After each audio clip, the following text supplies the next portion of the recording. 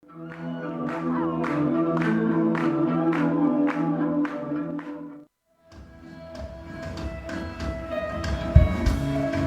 hola. Sí, sí. Sí. Hola. Hola. Hola, sí. ¿Me escucha? Sí, me escucha. Hola, hola. Sí, hola, hola. ¿Me escucha? Sí, sí, lo escucho. ¿Me escucha usted? Sí, sí, sí, sí, sí. Sí, claro. Usted está escuchando el podcast de Cloud Finiani. Sí, sí. No escuches este podcast, se llama. Sí, sí. Correcto, correcto, correcto. No escuches este podcast. Buenas tardes, buenas noches, buenos días.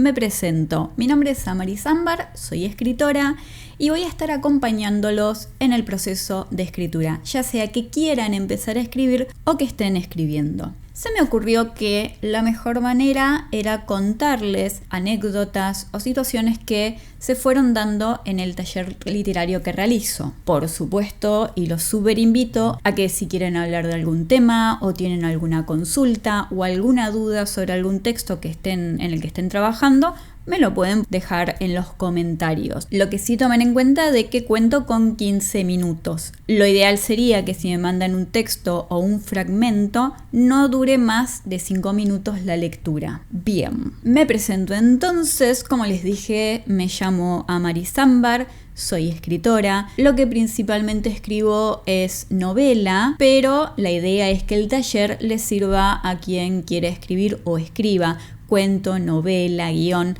todo lo que involucre contar una historia. Vamos a trabajar sobre diferentes técnicas, sobre diferentes tips, sobre lo que vaya surgiendo también. La idea es que este espacio les sirva a ustedes, por eso también es importante que vayan compartiendo sobre qué tema quieren hablar, sobre qué tienen duda y demás. La importancia que tiene para mí la escritura es que, como todo medio de expresión, nos permite justamente expresarnos. Pero no es cualquier expresión, ya sea que pintemos, dibujemos, hagamos manualidades o escribamos.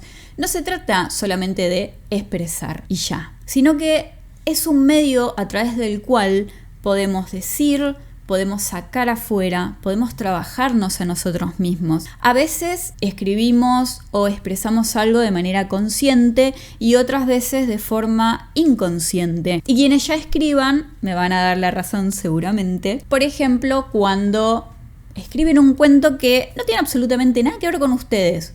Lo leen un año después y se dan cuenta que ese cuento tenía todo que ver con ustedes. Acá es donde digo que a veces es de forma consciente. Bueno, quiero expresar mi disgusto sobre tal tema o quiero expresar mi opinión sobre tal tema a través de una historia. Pero esta historia no tiene absolutamente nada que ver conmigo. Pues lo siento, muchacho o muchacha, siempre tiene que ver con nosotros. Y es ahí donde la escritura me parece sumamente importante, porque justamente nos permite expresarnos a nosotros, decirnos a nosotros y trabajarnos a nosotros, aunque sea de una manera inconsciente y sin que jamás nos demos cuenta. De hecho, me ha pasado a mí descubrir algo en terapia, leer un texto mío de hace muchos años y que ese tema esté totalmente explícito ahí. Yo decir, mira, siempre estuvo ahí. Son cosas que pasan y está bien que pasen. Ahora, no se preocupen que yo no voy a venir acá a analizarlos ni a trabajarlos, ni... No,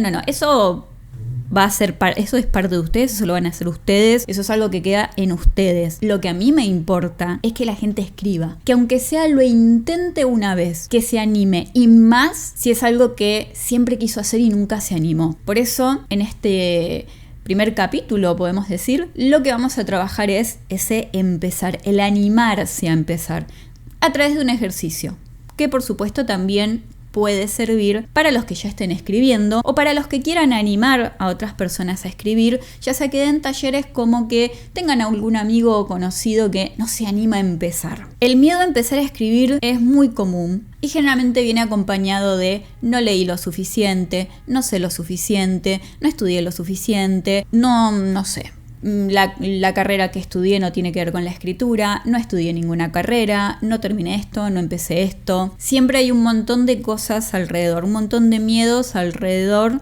de no me animo a empezar a escribir, no siento que pueda escribir. Acá lo primero y lo más importante creo que es entender que escribir un cuento o una novela es contar una historia y todos tenemos una base sobre cómo contar una historia o cómo nos gusta que se cuente una historia, ya sea que hayamos leído, como que hayamos visto series, películas, leído cómic.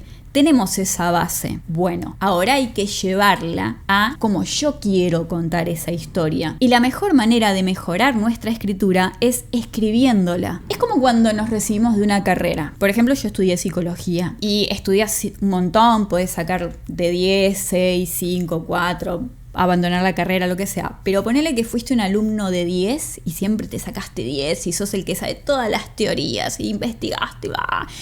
Y de repente tenés tu primer paciente. ¿Y sabes qué es lo que vas a encontrar? Ya sea que hayas estudiado psicología, medicina, arquitecto, lo que sea, vas a tener tu primer caso y lo primero que vas a intentar hacer es meter la teoría en ese caso y te vas a dar cuenta de que esa teoría que tan bien estudiaste y que tan bien sabida la tenés, no funciona en la práctica como pensaste que iba a funcionar. Entonces, lo importante es la experiencia. Para llegar a ser un buen profesional, se necesita abrir la cabeza y además experiencia.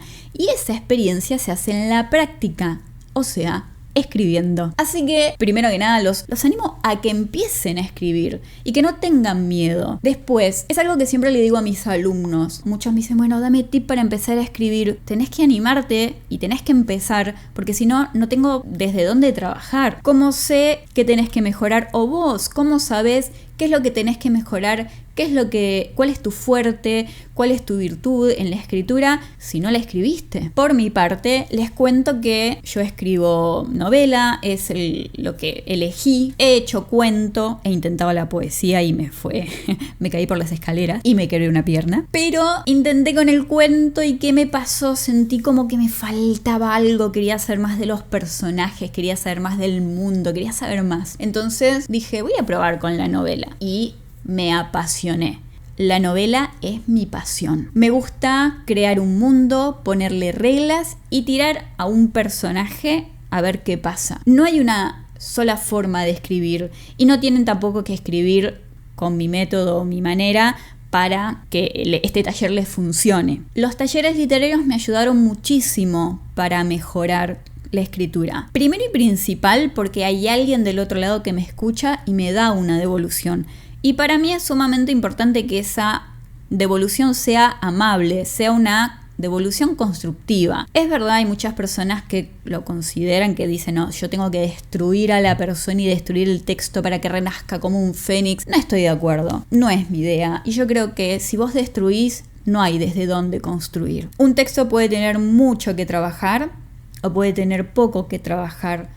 Y a veces va a pasarte que un texto va a tener muchísimo para trabajar y otro texto va a ser casi perfecto. Eso tiene que ver con el tema que escogimos, con los personajes, con cómo nos encontramos nosotros. La escritura, como cualquier expresión artística, no es perfecta. No hay una sola manera, no hay una sola forma. Cada uno de nosotros va a escribir.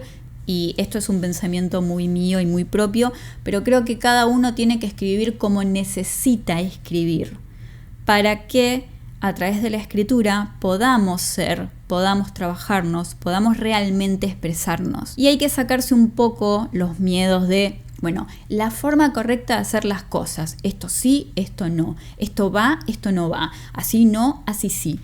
Experimenten, encuentren su manera. Seguramente en su casa tienen una biblioteca y tienen libros de grandes autores. Grandes autores que fueron rebeldes en su tiempo y que dijeron, vos me decís que yo tengo que escribir así, pues ¿sabés qué? No, yo voy a escribir de otra manera. Y hoy, justamente lo irónico es que usamos esos autores para decir cómo se debe escribir y cómo no se debe escribir, qué se debe hacer y qué no, qué corresponde, qué no corresponde, incluso hasta prejuzgando sobre cómo debe ser la vida de un escritor, o el estudio, o la carrera, todo lo que sea personal del escritor. No importa de dónde venís, lo que importa es hacia dónde vas, y conmigo vas a ir hacia la escritura. Quieras o no, no, mentira. Bien, empecemos esta aventura. Vamos con un ejercicio de escritura que a mí me resulta bastante para quienes no se animan a escribir, pero también para quienes ya escriben, puede servirles para encontrarse con ustedes desde otro lugar, salir del lado de confort o reencontrarse con la escritura desde otro lugar. El ejercicio es muy simple, es escribir un día cotidiano nuestro desde que nos despertamos hasta que nos dormimos. Por supuesto, puede incluir un sueño, ¿no? Cuenta también. ¿De qué nos sirve este ejercicio? Primero, si nunca escribimos o escribimos poco o tenemos miedos, inseguridades sobre la escritura, nos permite encontrarnos cara a cara con nuestra escritura, con la facilidad o no que tenemos para expresarnos, para contar algo tan simple como algo cotidiano, que no es tan simple, o sí. Eso va a depender de cada uno de nosotros. Lo que sí vas a encontrar en esto, porque incluyan diálogos también, descripciones, todo lo que sea de su vida cotidiana. Y seguramente van a encontrar que hay en partes donde se desenvuelven muy bien y otras donde se desenvuelven muy mal. Sus fuertes y sus débiles. Ahora, mis ejercicios de escritura nunca son estrictos. Si ustedes me empiezan escribiendo un día cotidiano suyo, pero a mitad de todo eso dicen, voy a hacer que aparezca un unicornio y que todo se vaya al carajo. Está perfecto. Lo que a mí me importa es que tengan ese primer texto sobre el cual vamos a empezar a trabajar. Si nunca escribieron, si nunca se animaron a escribir o si no tienen un texto, dicen, empecemos por acá. Esta es la función principal de ese ejercicio. Bien, los voy dejando por acá, que se me va el tiempo. Por favor, recuerden que es sumamente importante que en estos podcasts ustedes dejen un me gusta, se suscriban al canal y además dejen un comentario, aunque sea un hola, ¿cómo estás? No importa, sirve mucho porque eso permite difundir estos podcasts y cualquier video de YouTube. ¿Sí? Eso es sumamente importante. Para dejarme sus dudas, sus consultas y demás, pueden hacerlo en los comentarios de este podcast. Dejan un comentario y yo, por supuesto, con gusto les voy a estar respondiendo, voy a estar atenta. Y si tienen algún tema, alguna duda, alguna consulta o alguna sugerencia, estoy totalmente a su disposición. Nos vemos en la siguiente clase o en el siguiente capítulo o en... Nos vemos. Hola y bienvenidos a un nuevo episodio en De No Escuches Este Podcast. De este lado les habla Carla Valecillos nuevamente y pues en el día de hoy quisiera hablarles sobre un tema que en estos últimos años ha tenido mucho auge y yo no sé si es por la tecnología, capaz por los mismos medios y por el alcance tecnológico que tenemos. Si bien es cierto, se ha empezado o se habla siempre de lo que es la migración, pero desde un punto de vista muy negativo.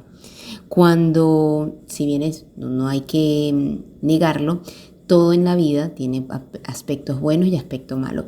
Pero no sé por qué se han empeñado en estos últimos años y en capaz 5 años para acá, o quizás un poco más, de satanizar todo lo que se refiere a la migración. Cuando la migración ha sido algo que ha existido desde siempre. Y es que incluso dentro de tu propio país tú puedes hacer una migración. ¿Cuántas personas capaz nacieron en un departamento o en un estado y de repente con el pasar del tiempo se mudaron a otro? Eso también es migrar, independientemente de que sea dentro del país o fuera.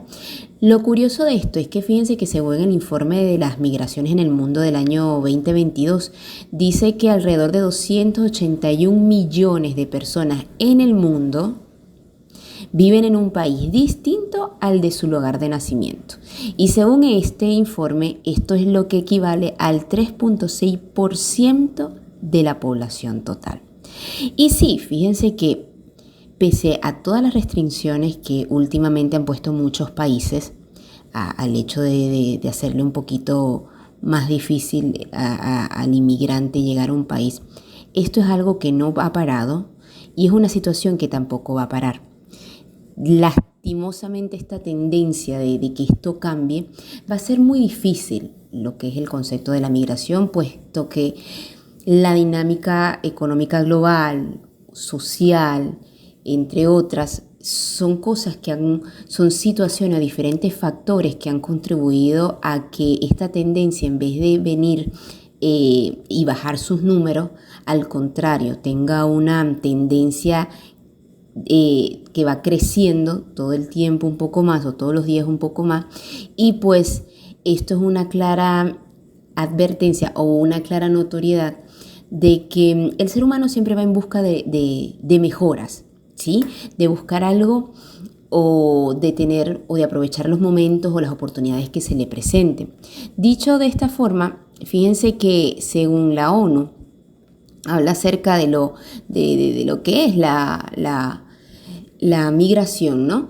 Y fíjense que según la Declaración Universal de los Derechos Humanos, afirma en el artículo número 13, dice que toda persona tiene derecho a circular libremente y a elegir su residencia en el territorio de un estado. Y como segundo punto dice que toda persona tiene derecho a salir de cualquier país, incluso del propio, y también tiene derecho a regresar a su país. Viéndolo desde este punto de vista, según la Declaración Universal de los Derechos Humanos, la migración es un derecho que tenemos todos. Y partiendo de acá, es importante decirlo, la migración no es algo que se toma a la ligera. No es que un día tú amaneciste y dijiste, no sé, no me gusta acá, me voy para otro lado.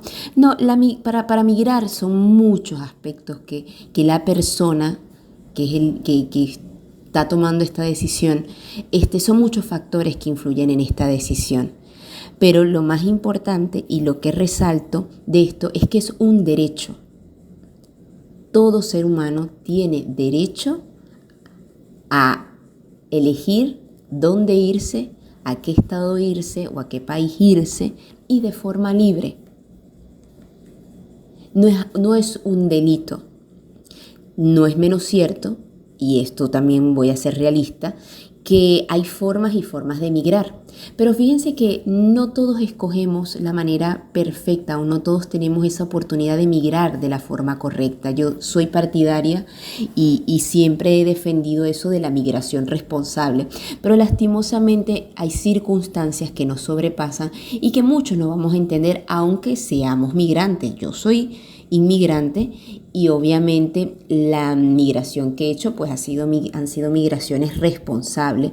Sin embargo, hay situaciones que incitan o llevan a las personas a emigrar de una manera que capaz no es la más correcta. Pero fíjense que esto también va ligado a la situación país, a la situación social. Imagínense, recientemente tuvimos la oportunidad de ver todos los problemas que tienen las personas en Ucrania por la guerra que han tenido con Rusia. Mucha de esta gente ha tenido que huir a países cercanos, a Polonia, otros se han tenido que ir a España, otros se han ido a Estados Unidos y capaz no es algo planificado, pero lastimosamente son situaciones que te llevan a esto. Esto no es nuevo. ¿Cuántas personas, imagínense en la Franja de Gaza, que esto es un problema que no es de ahorita? Esto tiene años. ¿Cuántos desplazados palestinos o cuántos desplazados iraníes, iraquíes con todas estas guerras que tienen no hay en el mundo? Son miles, muchísimo. Y esto no es algo nuevo. Esto es algo que tiene muchísimo tiempo. Pero nos acostumbramos a que de una u otra manera siempre sean personas del Oriente Medio, por decirlo así, los que migren. ¿Sí? Y de un tiempo para acá han sido los latinoamericanos quienes hemos tenido ese mayor movimiento migratorio, por así decirlo. No solamente hacia Europa o los Estados Unidos, sino también dentro de los mismos países suramericanos, en donde pues muchos colombianos, venezolanos, dominicanos hemos tenido que huir a diferentes países. Muchos por problemas políticos, por la falta de garantías dentro del país, otros por problemas con grupos armados y otros tan sencillos como que las mismas problemáticas económicas de salud de un país te lleva a tratar de buscar un tipo de bienestar para ti, y si tienes familia pues muchísimo más, hay una responsabilidad más grande de buscar esa mejoría. Lo cierto acá es que tenemos derecho a buscar una mejor vida. No es un pecado migrar, ¿sí? Y a pesar de esto, es necesario reconocer que la migración tiene un impacto positivo. Un impacto positivo en qué sentido, a nivel económico, el hecho de que hay más mano de obra, se abren las puertas a la multiculturalidad. el simple hecho del poder aprender o de que una persona vaya a tu país y aprenda tu idioma, conozca tu cultura, es una forma de enriquecimiento también, no solamente para el país a donde estás llegando, sino también una forma de crecimiento para la persona que también llega. Es un movimiento en donde claramente se le abre las puertas a que si esta persona lo hizo, también tu país queda como un referente de que si yo lo hice, otras personas también pueden hacerlo. Más allá de verlo como una debilidad o verlo como una negativa, porque muchos lo ven como una negativa, la migración aumenta muchas veces y expande los beneficios de forma indirecta en los países donde tú llegas.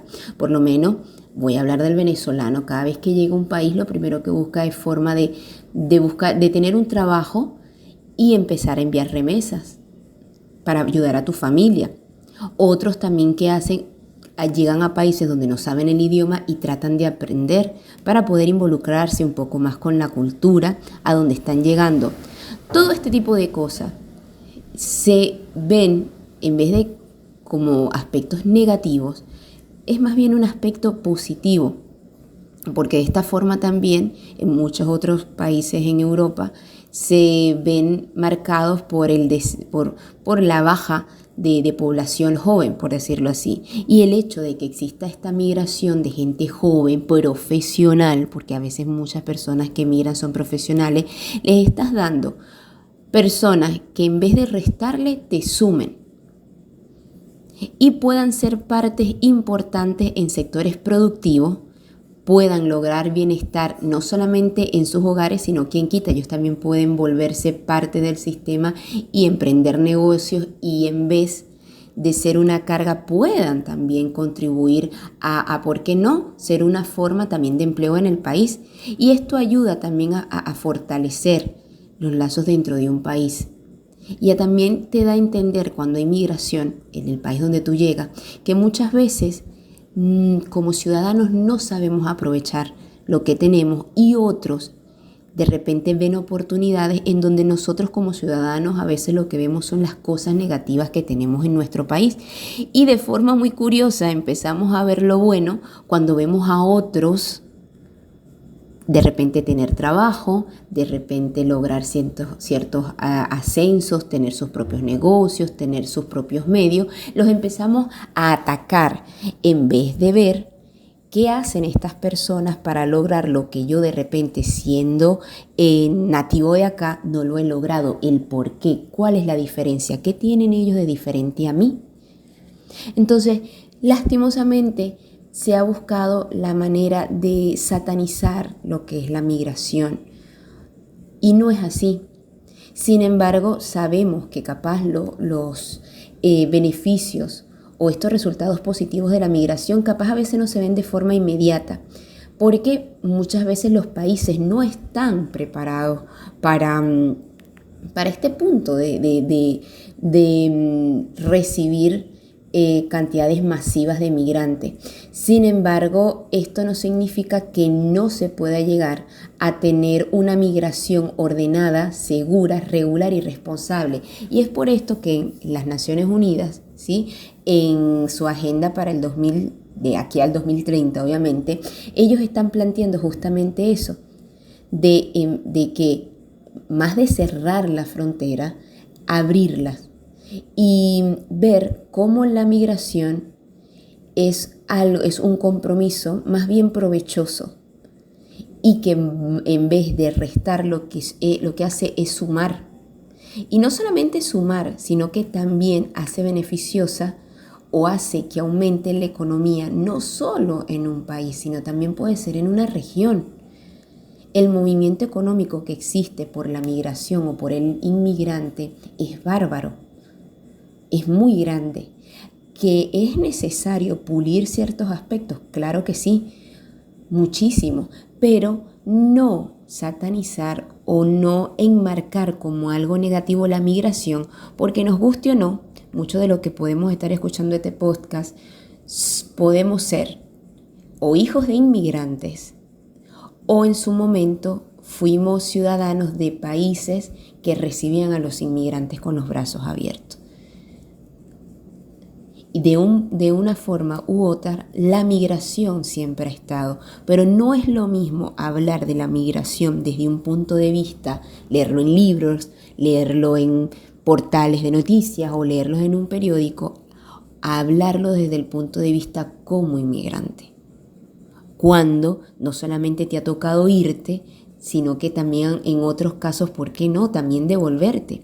Y lo que tampoco nadie te dice es que muchas veces una vez que migras o que te vas, ya la migración, una segunda o una tercera vez, no es tan difícil. Lo cierto es que todos buscamos, o las personas que migran, en su mayoría, porque hay quienes no, obviamente, lo que buscan es calidad de vida, es mejorar y poder aportar tanto al país donde llegan y también poder recibir beneficios y también poder vivir gracias a su trabajo de una manera digna, de una manera cómoda, poder ofrecerle, en el caso de que tengan hijos, una educación y una calidad de vida que de repente en su país no puedan tener, y por qué no, también poder demostrar que en otros países o en otros sitios también es posible progresar, sin nunca olvidarse de sus raíces, porque es muy difícil que un inmigrante se olvide de dónde proviene. Y esto es algo también positivo. La migración te da resiliencia, la migración te da fortaleza, la migración también te prepara a ser más organizado, a hacer planes. Migrar no es fácil, ni si lo haces de la forma responsable, ni haciéndolo por los lados de la irregularidad. De ninguno de los dos lados la migración es fácil, mas sin embargo, la migración puede ser beneficiosa, y la migración, si se gestiona de una forma correcta, puede dar más frutos positivos que negativos. No caigamos en esa tendencia de ver siempre lo malo, de estandarizar, de enmarcar siempre al que bien vemos nosotros que viene de afuera, o a la persona que se va, o a la persona que se... No caigamos en esos estándares de la crítica, porque lastimosamente eso, en vez de ayudar, lo que hace es que la sociedad en general, en vez de avanzar, retroceda. Lo que hay que hacer es aceptar que la migración es un hecho y hay que ver cómo hacerla o cómo manejar estos altos números de migración o de desplazados, y manejarlos para que sean beneficiosos para el país que los reciba. Hola, ¿cómo estás, Carla? Muy bueno tu artículo, la verdad muy bueno, y tuviste mucho cuidado de no meterlo el tema de la política, que es lo que yo quiero evitar. Así que bueno, muy muy bueno. Lo estuviste bordeando, pero no te metiste ahí, como decimos acá. Así que bueno, muchísimas gracias por respetar ese límite, porque si no sería un medio más de los tantos que andan dando vuelta, que básicamente son 80% política, aunque sea humor. Así que aunque sea humor o no sea humor, pero la mayoría tratan de política. Así que yo entiendo por la situación que está viviendo Argentina, pero justamente lo que yo quiero es ofrecer un espacio como de escape, sin ser netamente estúpido o tonto, para nada, todo lo contrario, que sea con inteligencia, pero sí que sea un espacio de esparcimiento, de escapismo, de diversión. Así que está bien cómo tocaste el tema, pero lo bordeaste, hablando de bordes, no hay fronteras, ahí como que bordeaste el tema de la política. Estuve por un momento por saltar y decirte, no es por ahí, pero lo escuché completo otra vez y la verdad es que no, con una segunda escucha, no te metiste o sea, no me estás bajando una línea ni de izquierda ni de derecha, ni de centro ni de nada, o sea, yo no siento, no percibo eso. Que es lo que no quisiera, que alguien baje línea, ¿viste? Como se dice. Así que nada, eso. Gracias por respetar eso. Bordeaste el tema. Me gusta eso del borderline. Eso me gusta, pero respetaste ese límite. Así que lo estiraste quizás, pero lo respetaste. Así que bueno, nada, te felicito por esa habilidad. Te mando un abrazo. Bueno, hoy empezamos con otro podcast. Soy Ilenia y os voy a contar la teoría de los números en las citas. ¿Qué es eso? Me vais a preguntar. Vale, pues os voy a contar un poquillo.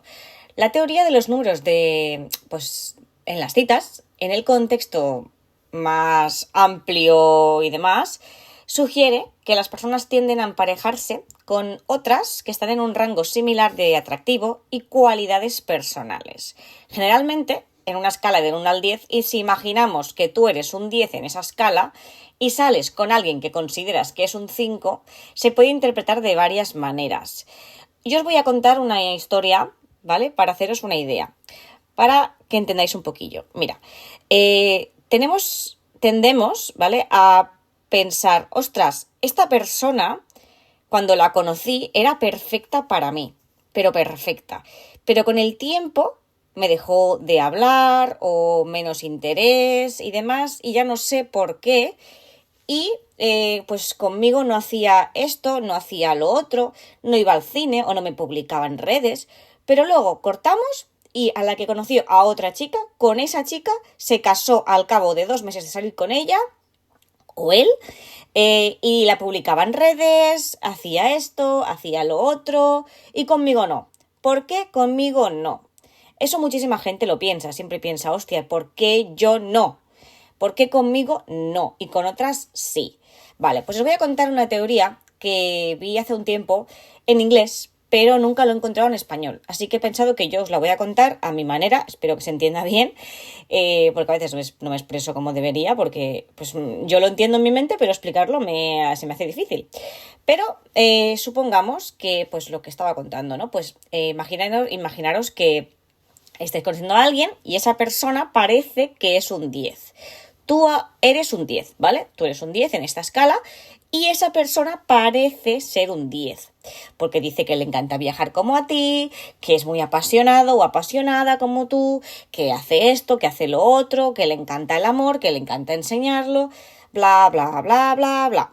Ok, con el tiempo, las personas... Bueno, lo primero de todo es que las personas cuando tienen una cita con alguien te enseñan su mejor versión. Pues esa persona estaba enseñando su mejor versión y te decía pues eso, oye, pues yo quiero que esta chica se enamore de mí, entonces yo le tengo que enseñar mi mejor versión. Entonces esa persona tendía a pues decirte pues sí, yo hago esto, yo hago lo otro, yo por amor haría esto, yo por amor haría lo otro, hasta que llega el momento, ¿no?, en el que pues dices, oye, pues hagamos todo eso, vamos a hacer esto, vamos a hacer lo otro. A lo que esa persona poco a poco va mostrando su real cara. Su cara real, básicamente, en el que pues va diciendo, oye, pues la verdad es que no tengo ganas, yo es que soy más tranquilo, yo es que, yo publicarte en redes, la verdad es que no me gusta mucho las redes sociales, cuando en el principio te dijo que sí, es que yo, esto de viajar tantas veces, pues la verdad es que no, ¿no? Al final van mostrando su cara real y se van dando cuenta que no pueden llegar a tu nivel. O sea, ellos digamos que ellos realmente eran un 6, pero querían demostrar que eran un 10, porque ellos creen que pueden llegar al 10, porque ven que tú eres un 10 y ellos creen que pueden llegar al 10. ¿Qué pasa? Que cuando intentan llegar al 10 se dan cuenta que no pueden, que por más que lo intenten, no pueden, porque no es realmente como son ellos. ¿Qué pasa? Que al final se dan cuenta de que no pueden competir con eso. Y en vez de ser claros y decir, oye, mira, es que las expectativas que tú quieres de mí, yo no puedo llegar, o yo creía que podía ser un 10, pero no soy un 10, yo soy un 6 y soy un 6. ¿Qué pasa? Que cuando rompes con esa persona, de repente ese 6 encuentra otro 6, que se conforma con las migajas que esa persona le está dando.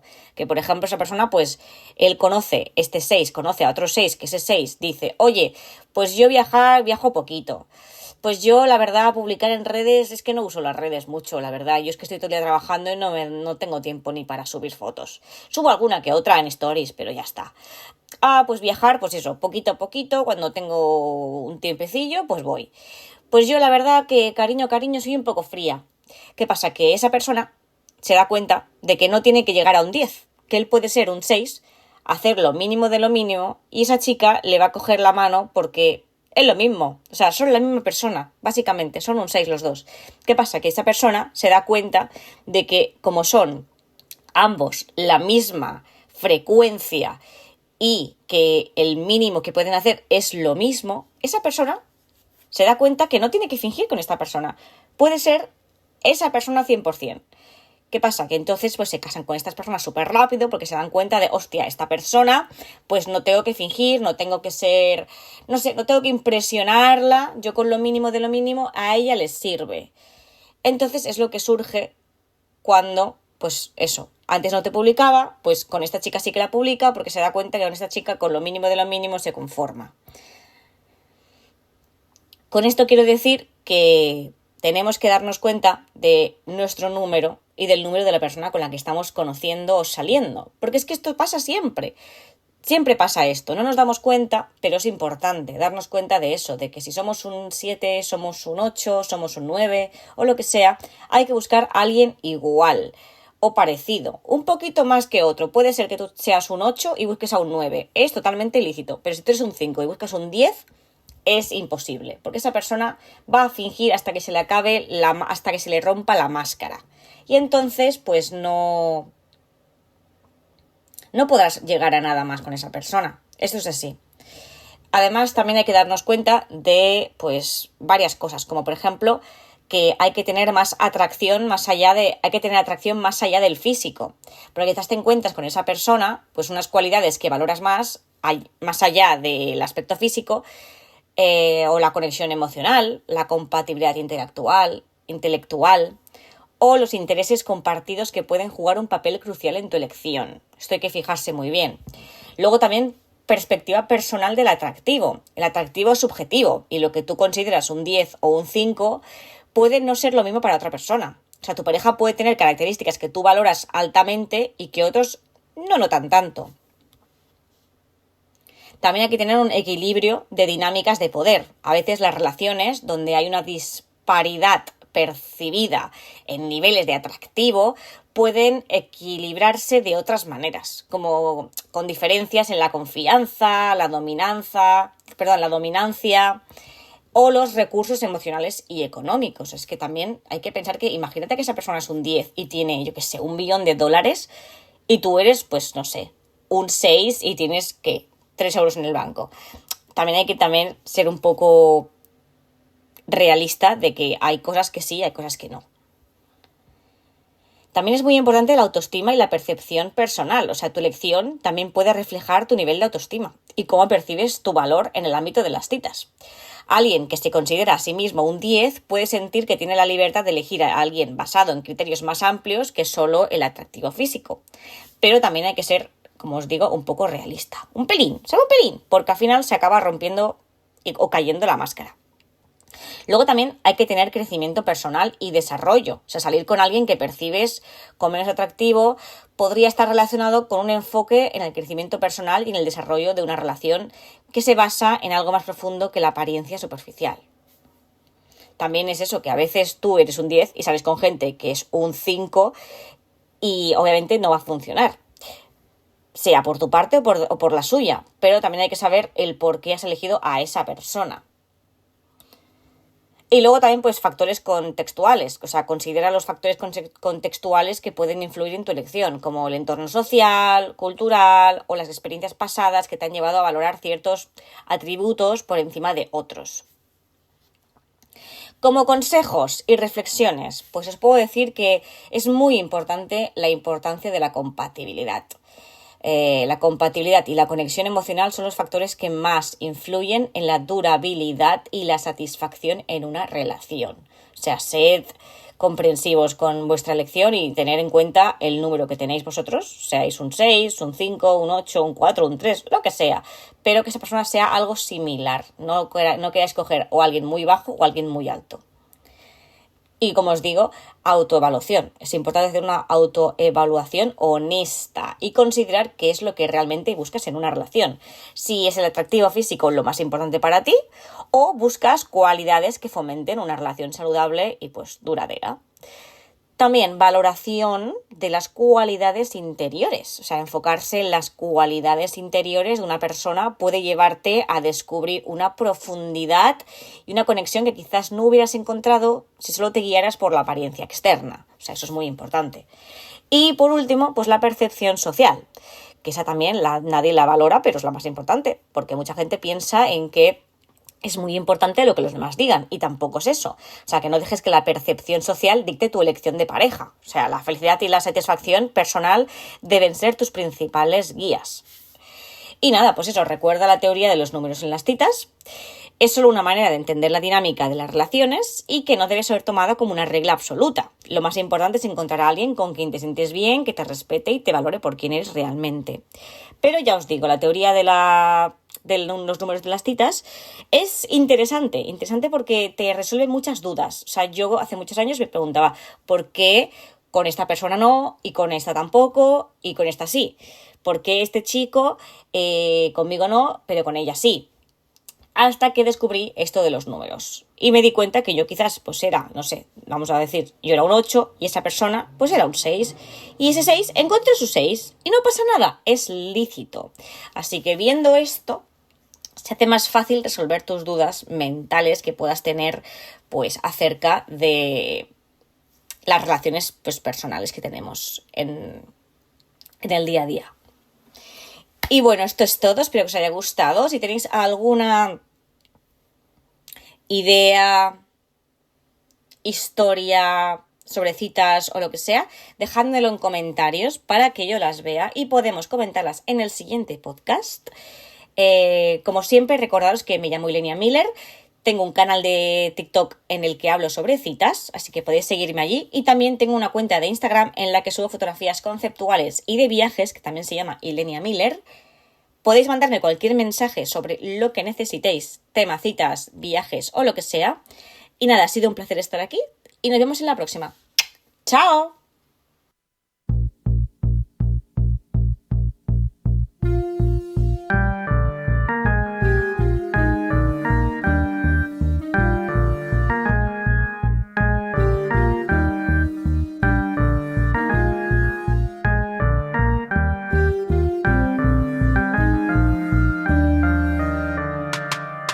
¿Será esta fragilidad la que me hace culpable? Baten mis alas, soy el contexto, este y no otro. Besar todos los límites, tan poquita vida, peor es no probar. Mis apetitos y ruina están de primavera.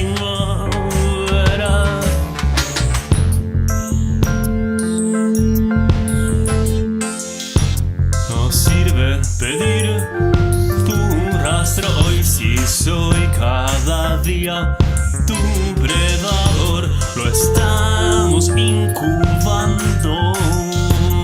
Ya no sé.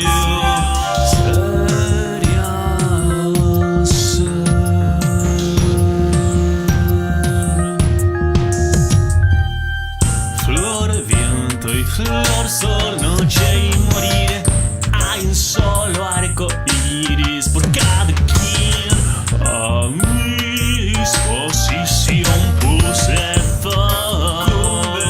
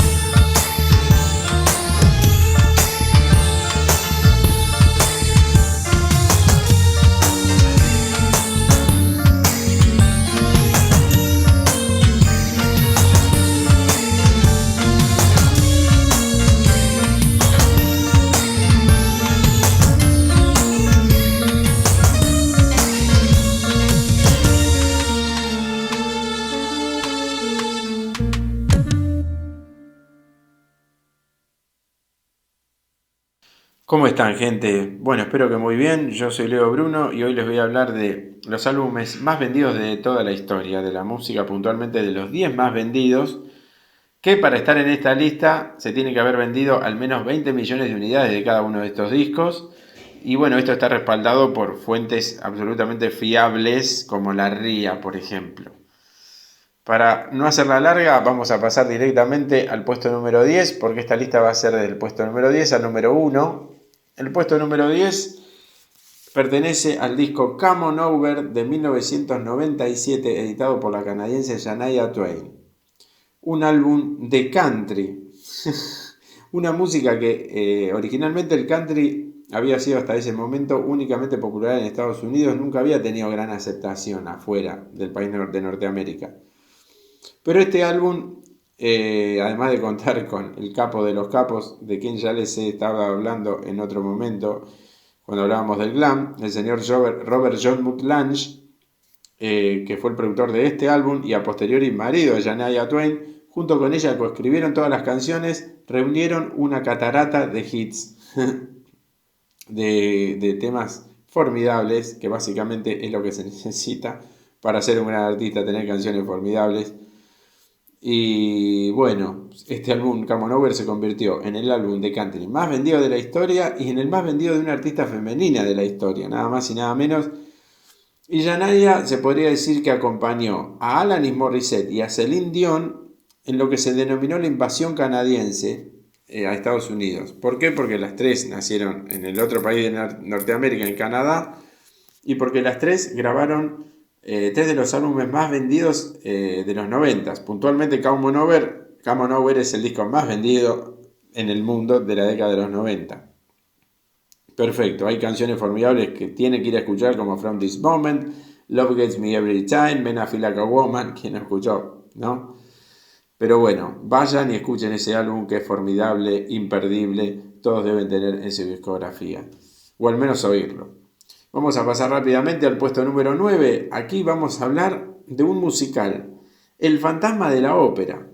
Esto originalmente una novela de Gaston Leroux, y el músico Andrew Lloyd Webber, que fue el compositor de la música de este musical, valga la redundancia, se basó en esta novela que tenía una trama que tenía que ver con una joven soprano que se convirtió en la obsesión de un misterioso compositor enmascarado.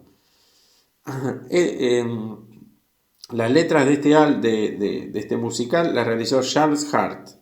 Bueno, Webber, previamente a este musical, había escrito, como para decir que había escrito algo, ¿no? Más o menos, fíjense, Jesucristo Superstar en 1972 y Evita en 1976. O sea que era un tipo con una capacidad asombrosa para componer musicales, y en este caso fue El fantasma de la ópera fue el primer álbum en la historia del teatro musical británico en entrar en las listas de ventas directamente al número 1.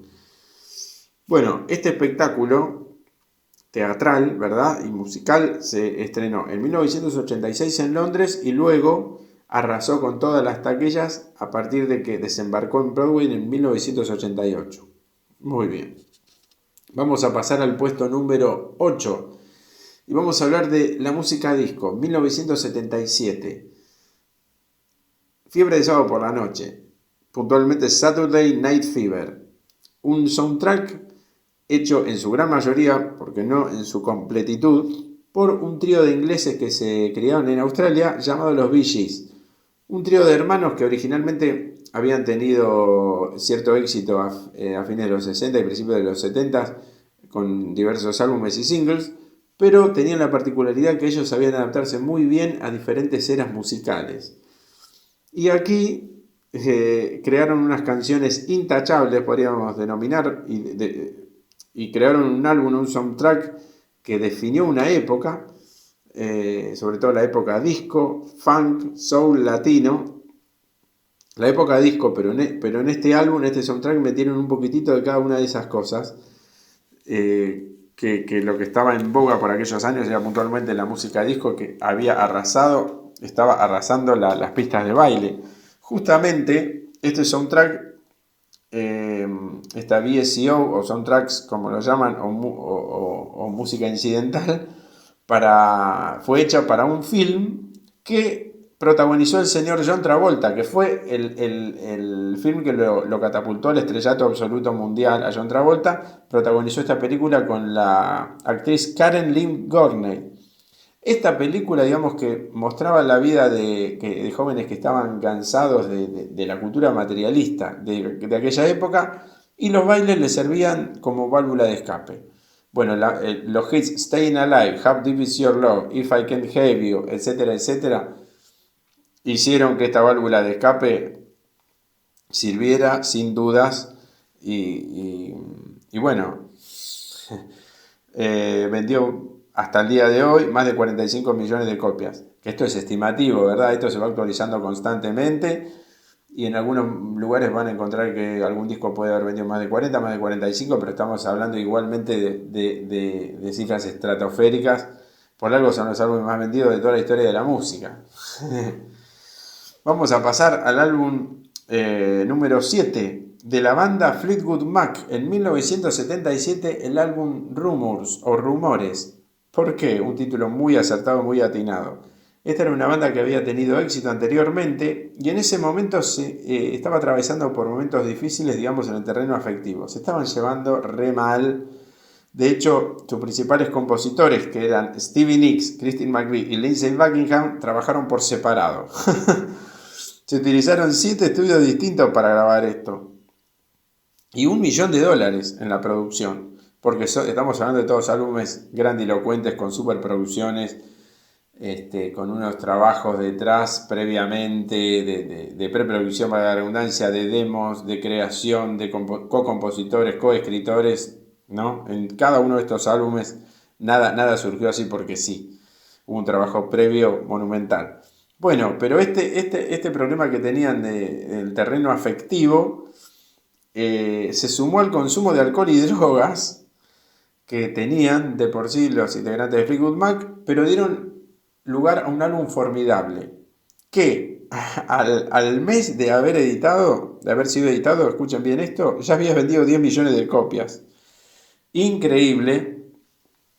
Creo que tiene ese récord puntualmente al mes de haber sido lanzado vender 10 millones de copias, algo prácticamente de un extraterrestre. Un álbum que tenía canciones formidables, inolvidables como Don't Stop, Dreams, Go Your Own Way. Vieron que a veces detrás de la parte de esos malos momentos, de esos momentos difíciles emocionalmente hablando, psíquicamente hablando, surgen y afloran las mejores ideas. Bueno, aquí sucedió eso porque es un álbum que es una huella indeleble en la música rock, en la música pop, y que todos los grandes escritores de música popular citan como influencia, prácticamente todos al día de hoy. Rumores de Fleetwood Mac, un álbum que tienen que escuchar, si no lo pueden tener, lo tienen que escuchar sí o sí. Vamos a pasar al álbum número 6. Acá hablamos de una recopilación y con alguna que otra particularidad que no puede ser pasada por alto. El álbum número 6 es de Las Águilas, The Eagles o Los Eagles, una banda de country californiano que fue formada por los maestros Don Henley y Glenn Frey. Glenn, que en paz descanses, grandes compositores de música de country y de pop y de música popular en sí. Bueno, fíjense la particularidad. Este álbum es una recopilación, la recopilación más vendida de todos los tiempos, el disco más vendido de todos los tiempos en los Estados Unidos, porque superó a otro álbum que está en esta lista del cual no hemos hablado, lo superó en 2018. Y como si fuera poco, este álbum que se llama The Greatest Hits 1971-1975 no incluye el hit Hotel California, o sea que pudo prescindir de Hotel California para vender esa cantidad de álbumes, de copias, pero en realidad lo que denota es la capacidad de componer de estos muchachos, ¿no? Porque el álbum Hotel California se editó 3 meses después de esto. Pasamos rápidamente al álbum número 5, uno de los films más taquilleros de la historia, protagonizado por Whitney Houston, que en paz descanse, la voz de oro. La película se llamó The Bodyguard o El Guardaespaldas, donde había una buena historia, buenos actores y gran música. Igual la banda sonora más vendida de la historia. Bueno, Whitney, una de las más grandes voces de la historia de la música popular, no solo cantó, sino que ella protagonizó junto al actor Kevin Costner esta película en la cual una cantante, digamos, ella misma, hacía de ella misma, aunque no se llamaba Whitney en la película, era una cantante famosa que recibía amenazas y contrató a un guardaespaldas. Este guardaespaldas no tenía los métodos más ortodoxos, pero bueno, no le voy a comentar todo, ni la voy a spoilear, aunque muchísima gente la debe haber visto. Y su canción emblema es I Will Always Love You, una canción perteneciente a la cantautora Dolly Parton y que se lanzó en 1973. Aunque la versión de aquí de The Bodyguard fue realmente una reconversión del tema porque tiene unos tintes completamente distintos a los originales. Dolly Parton, que aún vive y el año pasado editó un disco con grandes colaboraciones, cantantes famosos. Pasamos al álbum número 4. La banda inglesa llamada Pink Floyd en 1973 editó un álbum conceptual llamado The Dark Side of the Moon, el lado oscuro de la luna. Bueno, este álbum primero se mostró en directo y luego se grabó, lo que permitió que muchas de esas canciones fueron pasando por distintas etapas y sumándole arreglos, que eso suele sumar muchísimo para realizar un álbum, como les decía, que va pasando por diferentes etapas. Este álbum no solo pasó por los demos, sino que se tocó primero en directo.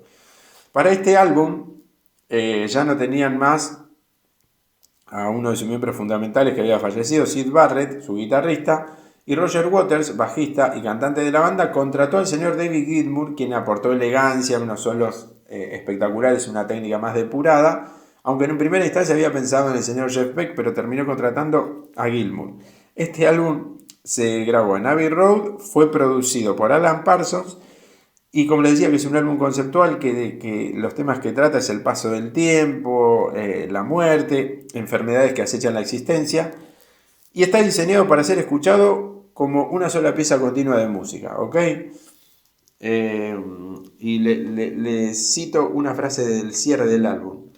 Todo cuanto hay bajo el sol está en armonía, pero el sol está eclipsado por la luna. Pasemos al puesto número 3. Vamos a hablar de un álbum que en principio fue rechazado por todas las discográficas a las que se lo mostraron. Este álbum se llamó Bat Out of Hell, editado en 1977 por el cantante Meat Loaf, que en realidad originalmente era un actor y que después se fue trasladando hacia la música. Se llamaba él originalmente Marvin Lee Day. Un álbum repleto de títulos grandilocuentes acorde a la música que tiene. Imagínense que este es un cóctel entre Wagner, Bruce Springsteen y Phil Spector en cuanto a su producción. Podríamos decir que este álbum es un disco como a medio camino entre un musical de Broadway y el hard rock, que está lleno de duetos, de voces femeninas y masculinas. Este disco fue 14 veces platino en Estados Unidos. Y la música, porque aquí se reunieron Meat Loaf, que era el cantante, el letrista, y el compositor de la música fue el señor Jim Steinman, musicazo, gran compositor de perfil bajo, que no le gustaban demasiado los reflectores, pero era un enorme compositor, que escribió entre otras canciones, por ejemplo, Total Eclipse of the Heart, que interpretó unos añitos más tarde la señora Bonnie Tyler. Seguramente lo tienen, y si no lo tienen, tienen que ir a escuchar Eclipse Total del Corazón. Este álbum fue producido por el Papu de Papus también, Todd Rundgren, que produjo disco de John Lennon, enorme compositor, y que fue durante años, entre comillas, el padre de Liv Tyler, hasta que le presentaron a Liv Tyler realmente a su padre, que era Steven, cantante de Aerosmith. Muy bien, así son las cosas. Vamos al puesto número 2. Ya nos acercamos a la cima. En el puesto número 2, la banda australiana, aunque sus miembros principales nacieron en Escocia y en Inglaterra, AC/DC. En 1980 editaron el álbum Back in Black. Esto fue un salto cualitativo, repleto de canciones, digamos, que te hacen mover los pies. Si no moverlos, como aquella vieja frase de rock and roll, si no moves los pies probablemente estés muerto. Bueno, este disco aplica perfectamente. Parece que se hubiera hecho esa frase basada en este álbum. Que AC/DC era una banda que venía de un álbum muy importante como Highway to Hell en 1979. Pero ¿qué pasó? En febrero del 80 murió Bon Scott, su cantante y figura principal, letrista. En una jugada arriesgadísima y en la cual no sabían si seguirse o venir, separarse, contratar otro cantante, terminan contratando al señor Brian Johnson, que era un camionero, fan de las rutas, ex cantante de Jordi, una banda que había pasado sin pena ni gloria, a pesar de que habían grabado buenos álbumes, y les recomiendo una gran versión de House of the Rising Sun, por ejemplo. Pero ya habían estado trabajando con Bon Scott, inclusive Bon Scott oficiando como baterista en los demos y demás en los ensayos, y habían reunido las mejores canciones que habían escrito hasta el momento y las mejores canciones que escribieron en su vida, las AC/DC. Por eso grabaron el segundo disco más vendido de toda la historia, que lo grabaron junto con Brian Johnson, su nuevo cantante, lo grabaron en las Bahamas. Inclusive Johnson suele citar como una cosa mística, como que se sintió alentado, cerraba los ojos cuando estaba escribiendo las letras, se sintió como poseído por la voz de Bon Scott, que le decía: sí, todo estará bien, hacelo. Y bueno, hay un fuerte rumor inclusive que dice que muchas de las letras de este álbum habían sido escritas por Bon Scott, pero nunca se terminó de confirmar a ciencia cierta. Canciones que no pueden dejar de escuchar: You Shook Me All Night Long, Hell's Bells, Back in Black. Y muy bien, y vamos a pasar ahora sí al puesto número 1 de este ranking. ¿De qué álbum podemos hablar si no es aquel editado en 1982? Producido por Quincy Jones. El álbum se llama nada más y nada menos que Thriller, del señor Michael Jackson. Y bueno, este álbum vendió al día de hoy más de 60 millones de copias. Canciones que no pueden dejar de escuchar. Estamos hablando de Billie Jean, Beat It, Thriller, por supuesto. El primer single del álbum fue un dueto junto a Paul McCartney. En este álbum se pueden decir que todas las canciones prácticamente fueron singles. El dueto con Paul McCartney se llamaba The Girl Is Mine. Como les decía, bueno, las canciones Beat It, por ejemplo, contó con un solo monumental del guitarrista del momento en el mundo, el señor Eddie Van Halen. El tema Thriller, que tenía esa cosa aura de terror, contó con un actor de terror experimentadísimo como Vincent Price, que aportó voces habladas, digamos, al final de Thriller. Y encima Billie Jean aportó lo que después fue uno de los bailes muy conocidos mundialmente, que fue el moonwalk o moonwalking, que hacía este señor, este musicazo increíble, leyenda de la música, uno de los músicos más grandes de todos los tiempos, el señor Michael Jackson, que tenía una voz muy particular, un talento increíble para componer, una voz, un sello hiperpersonal en su voz, y a su vez esos bailes tan característicos, ¿no? Todo esto reunido a canciones formidables, algunas de las canciones más formidables de toda la historia, se convirtieron en nada más y nada menos que en el álbum más vendido de todos los tiempos. Esto salió en noviembre del 82. Y fue un álbum que ganó Grammys como mejor disco del año, mejor productor y mejor grabación. Así que lo único que les puedo decir para cerrar esto es que háganse un favor y vayan a escuchar cada uno de estos álbumes, porque no tienen desperdicio. Mi Instagram es Leo Bruce Summer, SUMMER. En Facebook Leonardo L.Bruno y en Twitter Leo Bruce Summer, como en Instagram. Allí están mis trabajos como músico y espero que nos podamos estar escuchando prontamente. Más que agradecido con Claudio por pertenecer a este podcast y participar nuevamente. Un gran abrazo. Olá, me llamo Michele Souza, sou periodista em Brasília e vamos falar sobre Brasília, que é a capital federal de Brasil e a sede do governo do Distrito Federal, localizado em la região centro-oeste do país. Tem uma poblação de 3.015 bilhões de habitantes, según estimación de 2020 más o menos del Instituto Brasileño de Geografía y Estadística, lo que la convierte en la tercera ciudad del país por población. Además, tem uma poblação de 4 milhões em la zona metropolitana. É a sede do governo federal conformado por los 3 poderes de la República. La construcción de la ciudad começou em 2023 de outubro de 1956, sendo Lúcio Costa o principal urbanista e Oscar Niemeyer o principal arquiteto. Em 1960, se convirtió oficialmente en la capital de Brasil. Brasília se localiza no Distrito Federal. A sua vez, o Distrito Federal limita completamente com todo o estado de Goiás e em uma pequena estreita franja em sureste com o estado de Minas Gerais.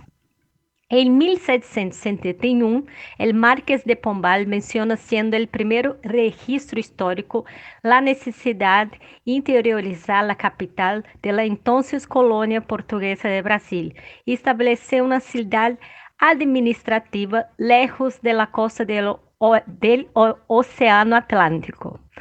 Anos depois, em 1821, o líder independentista José Bonifácio sugere o nome de Brasília para uma futura capital brasileña. A ideia de identificar a nova capital em las regiones del interior havia sido recogida em la primeira Constituição Republicana de 1891. Portanto, Brasília foi construída com o fim de ser a nova capital de Brasil, situada no exterior do país, entre 1822 e 1826.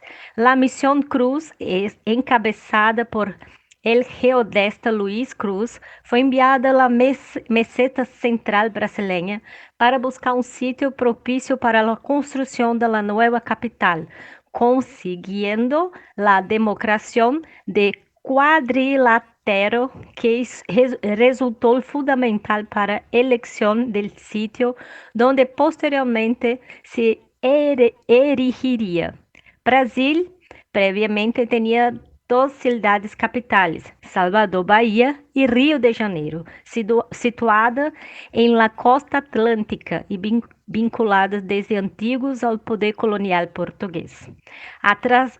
Al trasladar a capital interior, o governo de Brasil independente pretendia ajudar a poblar aquela zona do país, atraindo habitantes em las zonas muito pobladas mediante o traslado da administração pública.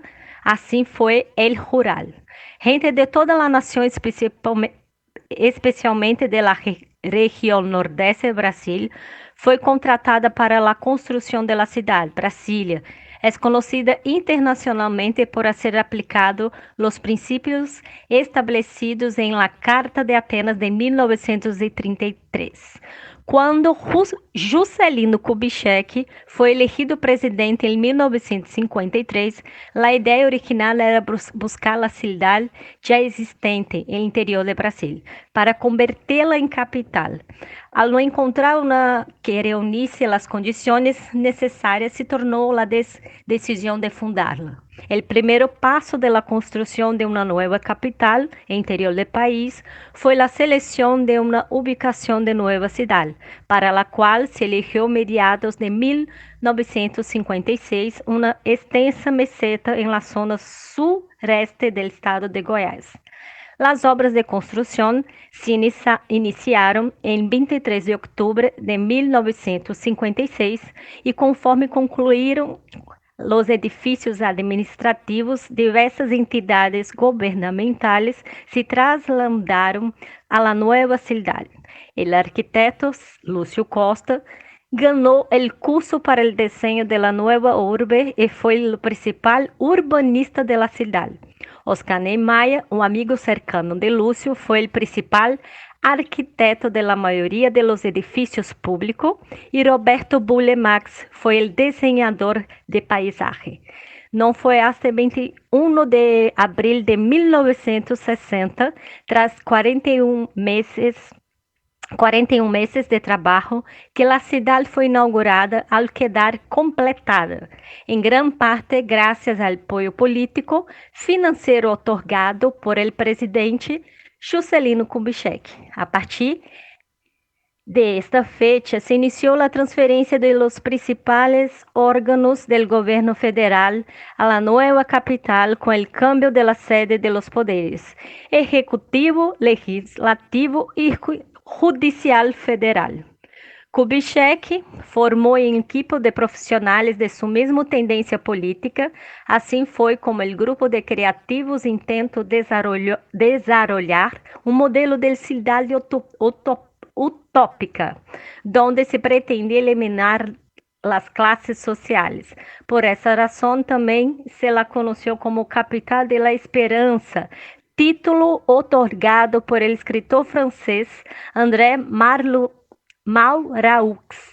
aunque en la actualidad dicho objetivo solo ha cumplido parcialmente durante la construcción de la ciudad. El igualitarismo sí se hizo realidad y que ya que obreros y funcionarios compartían los improvisados campamentos y las comidas. Con la toma de poder en Brasil por militares, en 1964 la ciudad continuó siendo la capital de Brasil, a pesar del desprecio que la nueva administración derechista mostraba hacia todo el legado del gobierno de Kubitschek. Sin embargo, las oficinas gubernamentales siguieron en Brasilia y la sede de los poderes empresas de propriedade estatal também foram instaladas allá. Hoy, Brasília é considerada a cidade mais hermosa, mais segura e como modelo de Brasil, sendo a capital nacional. Hola, ¿cómo estás, Michelle? Genial, buenísimo, muchísimas gracias, la foto ya me la había mandado, sí, genial. Te pongo como periodista entonces y una red social te voy a poner. Voy a precisar una red social, creo que no me lo mandaste, o sí. Ahora voy a chusmear, voy a mirar a ver si me mandaste la red social, si no, nada, lo dejo ahí en blanco y después lo completamos, dale, en la info. Así que bueno, eso igual se puede completar porque se puede editar ahí en la info del video / podcast en YouTube. Pero creo que me habías mandado alguna. O en LinkedIn, bueno, eso después lo vemos. Genial, buenísimo. Así que bueno, voy a poner que estás en Brasil, ¿ok? No, estás en Argentina, ¿no? ¿Te pongo que estás en Argentina? Bueno, ya me dirás, eso también se puede editar. O no, pero voy a poner que estás en Argentina, ¿ok? Bueno, decime dónde, eso sí, decímelo porque lo tengo que poner en la foto. Si estás en Argentina, residís en Argentina o en Brasil. Bueno, te mando un abrazo, muchísimas gracias, Después te aviso cuando lo publique. Gracias, Michelle. Lo que sí te voy a pedir la próxima, si pueden ser 15 minutos, en vez de 10 creo que fueron, 15 minutos, y si podés hablar de temas que no tengan nada que ver con la política, mejor. Tipo espectáculos o tipo turismo, o no sé, algo así, pero que no tengan nada que ver con política, dale, porque justamente lo que quiero hacer es, acá viste que está muy instalado el tema de la guerra política, digamos, entre izquierda, derecha, etcétera, y lo que yo quiero es salir de ahí, ¿viste? Y como brindar un lugar de escape, de diversión, de reírse, de divertirse, de reflexionar, pero desde otros lugares más que no tengan que ver con lo cotidiano de la política y todo ese barro, esa lucha que nos proponen día a día los medios, ¿viste? Tradicionales. Así que bueno, si puede ser eso, estaría buenísimo. Porque la verdad que cero política quiero en mi podcast. Bueno, muchísimas gracias, Sí. Hola. Yo quiero participar acá en el póker. El podcast. En el podcast quiero participar. No sé si todavía hay lugar. Hola, ¿me escucha? Hola. Quiero participar en el podcast.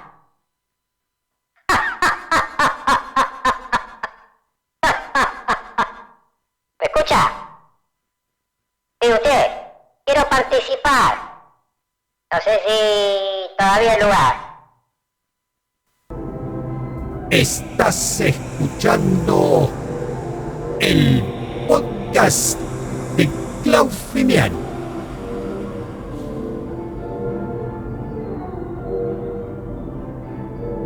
Estás escuchando.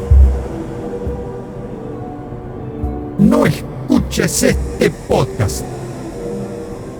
El podcast de Clau Finiani. Enjoy.